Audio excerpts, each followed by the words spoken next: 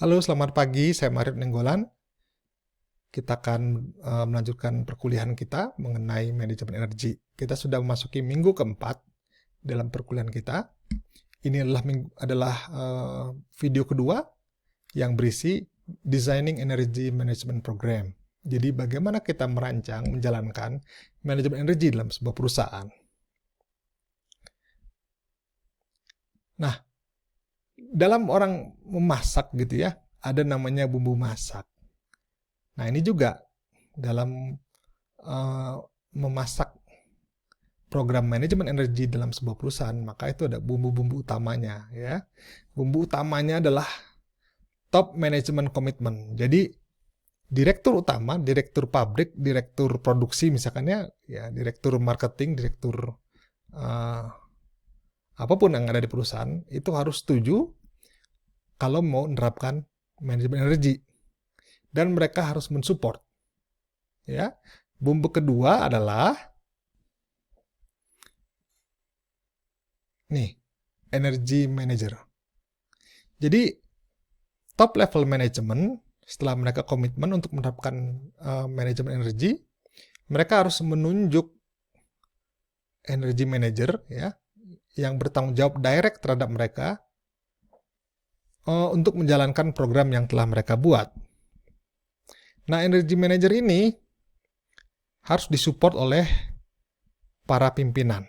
Ya, mereka ini pimpinan harus mensupport energy manager dalam menjalankan program yang mereka buat. Lalu, bumbu ketiga adalah pihak top level management harus mendemonstrasikan atau menunjukkan komitmen mereka. Ya, contoh sederhana adalah saat kick off program energi, manajemen energi, mereka harus hadir. Ya, harus hadir. Bahkan komitmennya itu bukan hanya hadir, mereka harus mensupport ya energy manager dengan apa? Dengan memberikan dia ini jabatan ya, jabatan tetap seperti manajer yang lain, dan dia punya hak direct report ke direktur. Lalu dia harus membentuk ya, dia dikasih kebebasan untuk membentuk tim energi ya, komite energi yang anggotanya dia kumpulkan yang dia pilih ya. Nanti kita bahas bagaimana bentuk timnya. Seperti itu. Jadi yang pasti dia harus mensupport dengan dia itu maksudnya top level management harus mensupport energy manager. Nah, ini kembali lagi, top level management itu komitmennya gimana? Ya harus komitmen mendukung program manajemen energi yang sudah mereka munculkan gitu ya. Karena nggak bisa program manajemen energi itu dijalankan tanpa komitmen dari pimpinan. Kalau tidak ada komitmen dari pimpinan, maka programnya pasti gagal. Pasti gagal. Lalu ini slide membahas mengenai gini. Setelah top level management menunjuk manajer energi, maka manajer energi harus kembali balik memastikan bahwa program yang akan mereka buat, yang mereka jalankan ya harus bisa membuat top level management percaya bahwa programnya nanti akan memberikan dampak baik terhadap perusahaan. Gitu ya.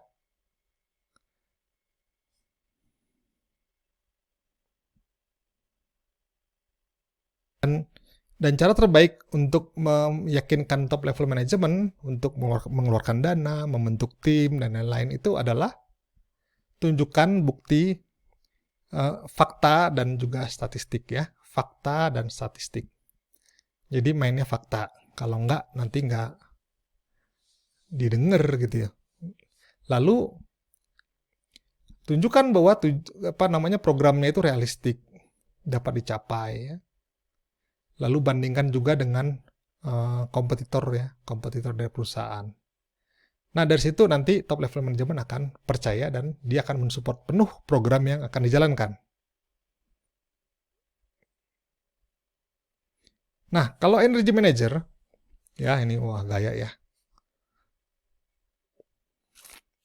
Dia menjabat full time position ya. Jadi dia tidak merangkap sebagai manajer mutu atau manajer produksi, nggak boleh. Dia harus full time.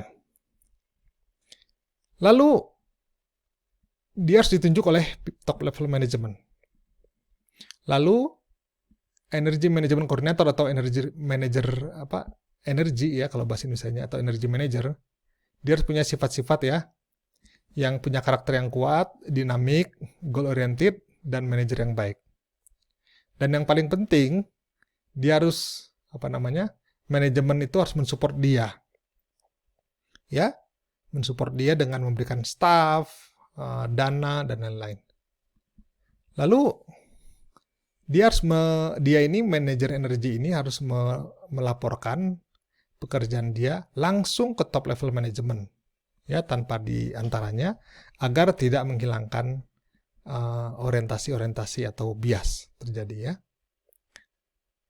Jadi kalau top level management menunjuk Anda sebagai manajer energi, maka pertama kali kita harus yakinkan program yang akan kamu buat adalah memang disupport oleh top level management. Lalu bagaimana caranya tadi? Tadi dengan fakta dan data kan ya? Gimana contohnya? Tunjukin ini ya, grafik ya, data-data statistik. Lalu kalau tanpa program manajemen energi, bagaimana kalau kita kurangi sekian, 10% dan lain-lain. Harus itu ditunjukkan.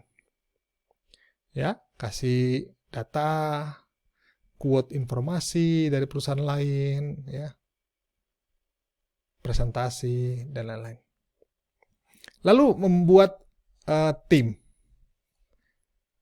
Nah, kalau perusahaan yang banyak pabrik ya, di sini ada presiden atau misalnya direktur ya kalau kita. Lalu ada atau plant manager, direktur pabrik gitu kadang-kadang ada ya. Seperti saya pernah kerja di ada direktur pabrik namanya. Nah, direktur pabrik itu paling tinggi di pabrik itu. Bukan di perusahaan, ya di pabrik. Nah, di pabrik itu dia harus punya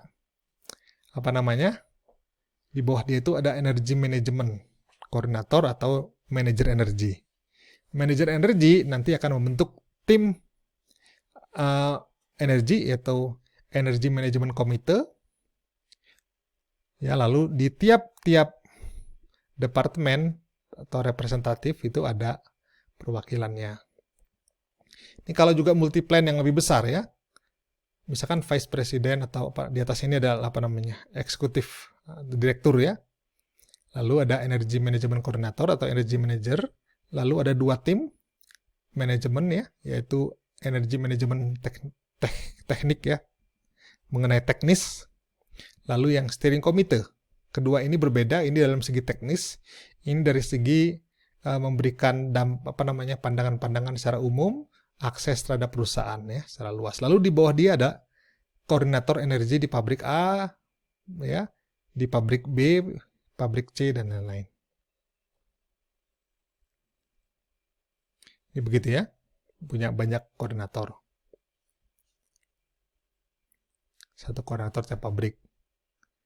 Lalu kalau perusahaannya seperti ini juga bisa ya, lebih besar lagi.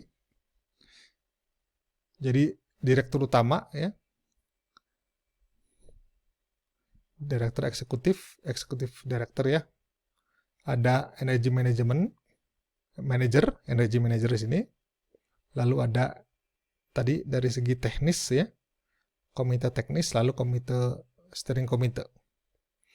Di bawahnya ada energy manager koordinator di divisi A, B, divisi C, lalu divisi B ada pabrik A, pabrik B, pabrik C misalkan ya. Gitu, ini ada divisi misalkan mie instan gitu ya, divisi ini pabrik A, divisinya ini adalah mie cup ya. Nah, cup itu ada pabriknya di Medan, ada pabriknya di mana ya, misalkan di Bandung, ada di Cirebon misalkan ya. Begitu. Lalu yang lain pabrik bumbunya gitu ya, pabrik mie-nya macam-macam. Nah, berdasarkan pengalaman untuk sukses dalam menerapkan manajemen energi itu harus ada manajemen komite. Nah, technical komite itu untuk bahas masalah teknis. Jadi dia punya pengalaman ataupun pengetahuan background teknik yang cukup baik, yang baik ya. Steering committee fungsinya buat apa? Mensupport kita untuk bisa masuk ke setiap level organisasi. Jadi dengan dialah yang menjadi seperti menggait kita untuk bisa akses ke bagian gudang. Oh, ada orang gudang tuh, sana orang kita, gitu ya. Yang nanti menjadi yang mensupport pekerjaan kita. Lalu ini steering committee-nya lebih detail lagi.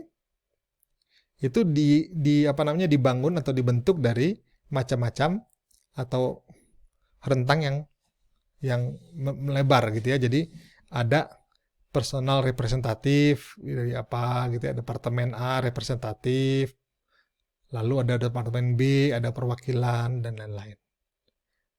Jadi saat kita melakukan pemeriksaan atau audit, kita bisa punya orang tiap tempat itu kita bisa punya orang membantu kita untuk bisa melaksanakan audit dengan baik.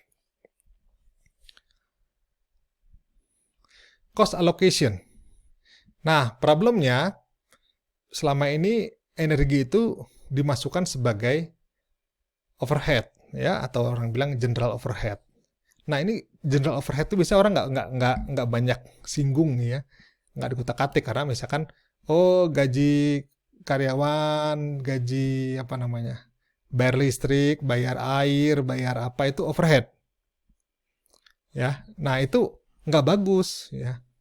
Karena orang jadi tidak responsible biasanya. Kalau dimasukkan sebagai direct cost, ya, direct cost orang lalu bisa berpikir ada tanggung jawab untuk melakukan penghematan.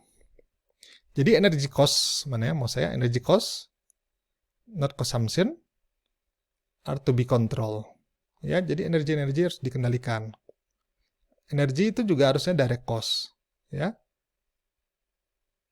Hanya yang pengguna energi yang besar ya, hanya yang dimeter dan diawasi dan ketat. Jadi dipecah-pecah ya. Bagian A, bagian B. Objektifnya apa dalam proses reporting dan monitoring? Jadi ada bagian berikutnya itu harus ada setelah orang jalan kerja ada report dan monitoring. Nah, report dan monitoring itu harus mengukur energi konsumsi ya dan dibandingkan dengan target dari perusahaan. Nah, ini harus direview berdasarkan periode waktu, misalkan tiap ke semester ya, jadi 4 kali setahun dan lain-lain. Nah, lalu dalam reporting dan monitoring itu ada menganalisis pemakaian energi masa lalu ya, atau performansi energi masa lalu, bagaimana target pencapaian pengurangan energi, mengontrol penggunaan energi atau performansi energi sekarang, budget dan lain-lain. Training juga bagian penting dalam energi. Training itu tidak akan selesai dalam satu malam ya. Harus dilakukan terus-menerus. Ya, jadi kita harus melakukan training terhadap technical committee. Ini yang dibutuhkan sebagai trainingnya, steering committee apa, plan dan lain-lain ya. Bahkan kita harus nanti melatih karyawan dalam melakukan penghematan energi.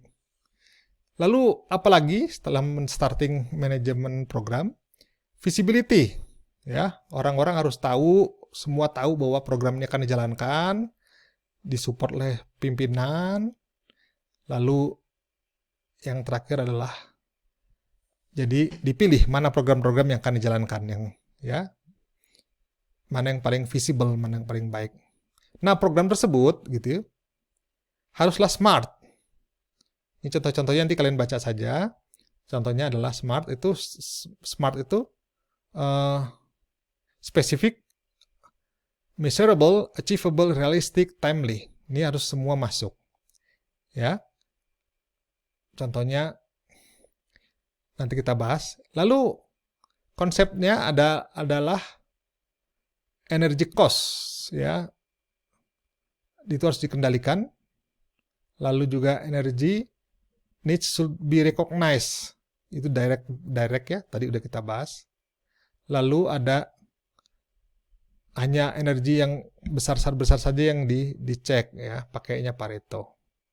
Terima kasih, sampai jumpa. Saya Marik Neng.